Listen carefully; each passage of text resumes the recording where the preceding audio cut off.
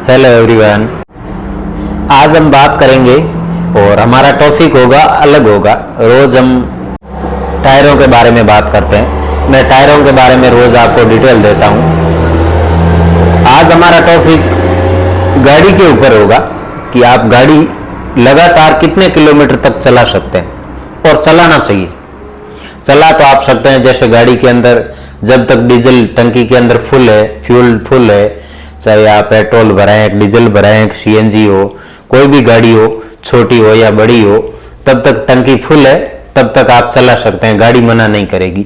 लेकिन हमें कितने किलोमीटर लगभग गाड़ी को लगातार चलाना चाहिए या कितने घंटे तक लगातार चलाना चाहिए, तो उससे गाड़ी को भी फायदा होगा और हमें भी कुछ भी नुकसान नहीं होगा, गाड़ी भी नुकसान से बचेगी।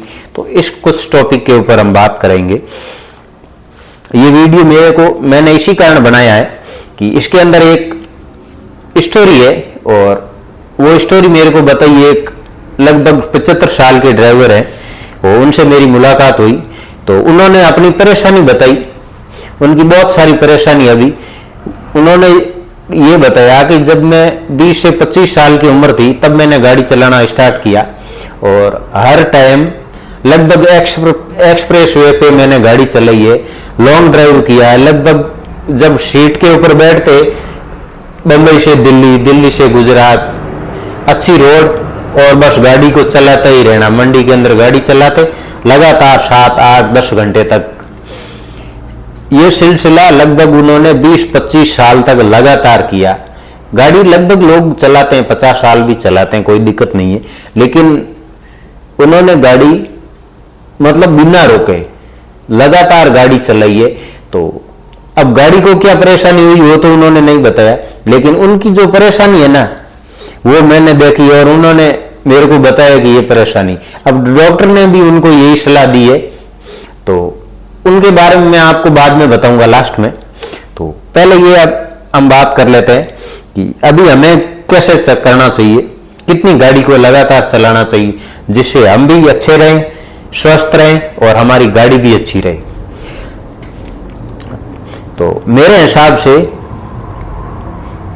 लगभग गाड़ी को आप लगातार 3 घंटे चला सकते हैं या 250 से 300 किलोमीटर लगातार आप गाड़ी चलाएं। उसके बाद आप गाड़ी को ब्रेक दें। ब्रेक भले ही आप 25-30 मिनट, आधे घंटा ब्रेक हो, लेकिन ब्रेक होना चाहिए। लगभग 250 से 300 किलोमीटर चलने के बाद उसके अंदर गाड़ी कोई भी हो सकती है, ट्रक भी हो सकता है, छोटी बड़ी पैसेंजर कार, बस कुछ भी हो सकती है।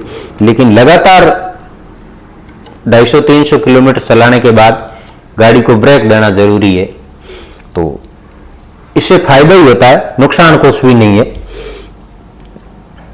अब ड्राइवर और गाड़ी दोनों के लिए फायदा है। अब इससे गाड़ी को क्या फायदा होगा और आपको क्या फायदा होगा, इसके बारे में हम थोड़ी बहुत बात कर लेते हैं। जैसे गाड़ी ओवर हीटिंग होने से बच जाएगी, ज़्यादा गाड़ी गर्म नहीं होगी, तो ये भी गाड़ी के लिए फायदा है। आपके लिए फायदा है कि आप तरोताज़ा रहेंगे, आपको सुस्ती नहीं आएगी, थकान नहीं होगी।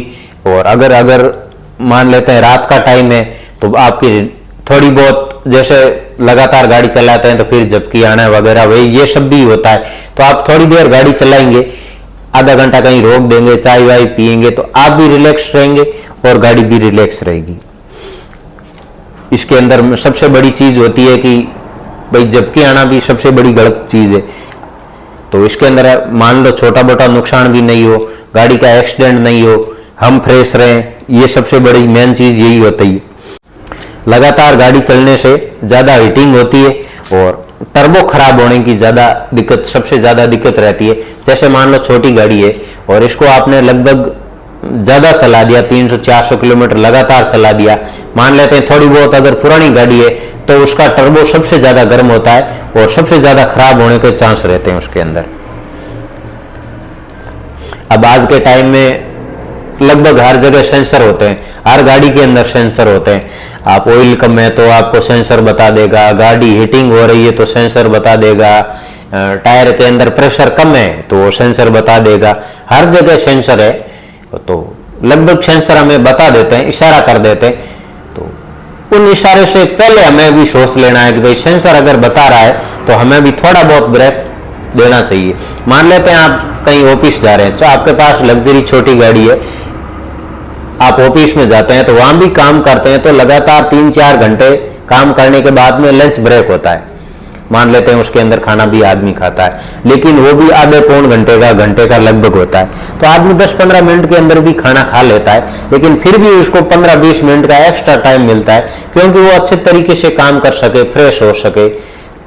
तो हर चीज, हर किसी के अंदर थोड़ा बहुत लंच ब्रेक जरूरी है, चाहे हमारी गाड़ी हो, किसी भी काम के अंदर, चाहे हम हो, गाड़ी हो, कुछ भी हो। 200-250 किलोमीटर चलने के बाद या 2-2.5 घंटे चलने के बाद हमें थोड़ा बहुत ब्रेक देना जरूरी है, जिससे हम गाड़ी को भी आगे पीछे घूम के देख सके। ऐसा नहीं हो कि छोटी कार है, हमारा पीछे बम्पर पीछे ही छूट गया कहीं पीछे जंप पे। तो क्या है, अगर गाड़ी रोकेंगे तो हम आगे पीछे घूम कर देख सकते हैं, टायर बजा कर देख सकते हैं कि भाई टायर की क्या कंडीशन है, कितना गर्म हुआ है, हवा कम ज्यादा तो नहीं हुई है। ये सब अगर हम ब्रेक करेंगे तो ये सारी चीज देखेंगे, और ब्रेक नहीं करेंगे तो ये सब चीजें हमसे छूट जाएगी।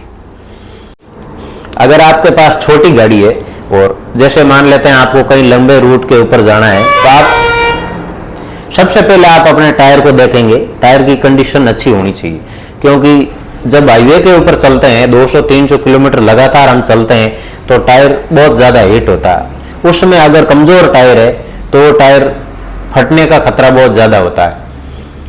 जब टायर के अंदर टायर गर्म होगा, तो जैसे मान लेते हैं हम छोटी या लग्जरी गाड़ी है, तो इसके अंदर 30 से 32 PSI प्रेशर रहता है, 30 से 32 पॉइंट का प्रेशर रहता है। तो वो प्रेशर अगर आप चेक करवा कर देखेंगे और 200 किलोमीटर चलाकर फिर आप प्रेशर चेक कर लेना, वो प्रेशर लगभग 45-50 तक पहुंच जाता है।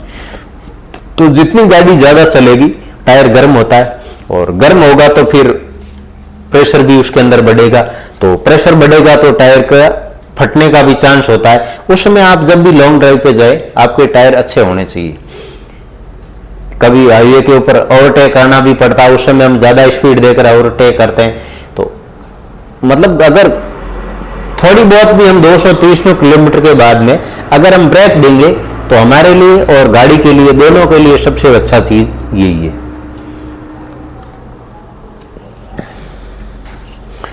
अब छोटी गाड़ियों के अंदर बताते हैं कि भाई नाइट्रोजन भी होनी चाहिए, जैसे टायर के अंदर, तो टायर थोड़ा हीट कम होता है। मान लेते हैं ये भी सच है कि थोड़ा बहुत उसके अंदर, लेकिन 100% कोई नाइट्रोजन होती नहीं है।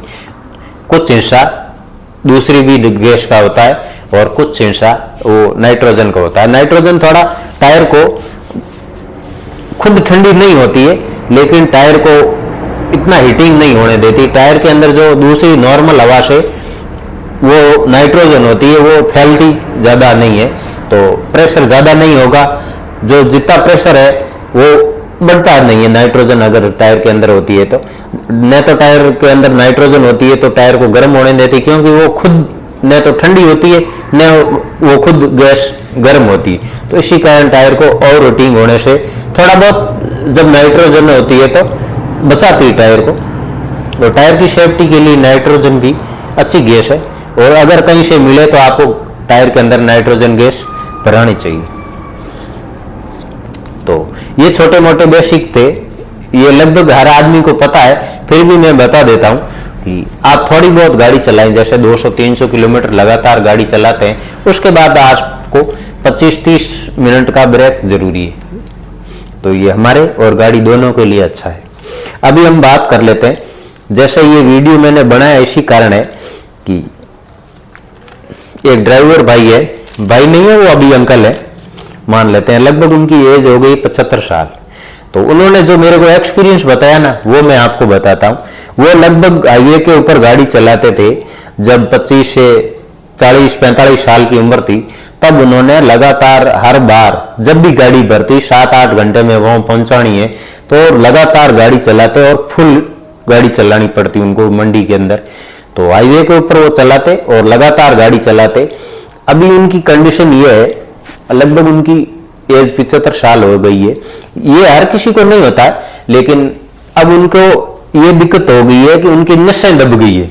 जैसे वो अभी चल फिर नहीं पाते, थोड़ी देर कहीं बैठते हैं तो फिर उनको चलना फिरना मुश्किल हो जाता है। डॉक्टर को दिखाया, डॉक्टर ने उनको यही बोला है कि आप जब भी कोई भी काम धंधा करें, जहां पर भी बैठे आप ज्यादा नहीं बैठे, 2 घंटे मान लो 2 घंटा बैठ लिए, फिर आप आधा घंटा इधर उधर घूमो, तभी आप स्वस्थ रह पाओगे, बाकी इसका कोई इलाज नहीं है। और अगर आप शुरुआत से ही ऐसा करते, मान लेते हैं 2-3 घंटा से ज्यादा अगर वो गाड़ी नहीं चलाते, थोड़ा बहुत इधर उधर घूम लेते, 2-4 घंटे के अंदर आधा घंटा ही अगर वो इधर उधर घूम लेते, रेस्ट करते, तो उनकी ये कंडीशन आज के टाइम में नहीं होती। तो मेरा वीडियो बनाने का मेन मकसद यही है। मैंने उनको अंकल को देखा, उन्होंने अपनी बात बताई, तब ये मैं आपके साथ शेयर कर रहा हूं। तो इस चीज का आप जरूर ध्यान रखें। देखो हर किसी के साथ ऐसा कुछ भी नहीं होता है, तो हर किसी के साथ नहीं हो, लेकिन ये चीज हुई है तब मैं आपको बता रहा हूं। तो आप इस चीज का ध्यान रखें, आपके लिए और अपनी गाड़ी के लिए ये सब जरूरी होता है। क्या जबकि भी लग जाए तो भी रेस्ट जरूरी है। जैसे लोहा होता है उसको तो ठीक ठोक पीट कर ठीक किया जा सकता है, लेकिन शरीर को कुछ नहीं कर सकते अपन। तो इस चीज का आप थोड़ा बहुत ध्यान रखें।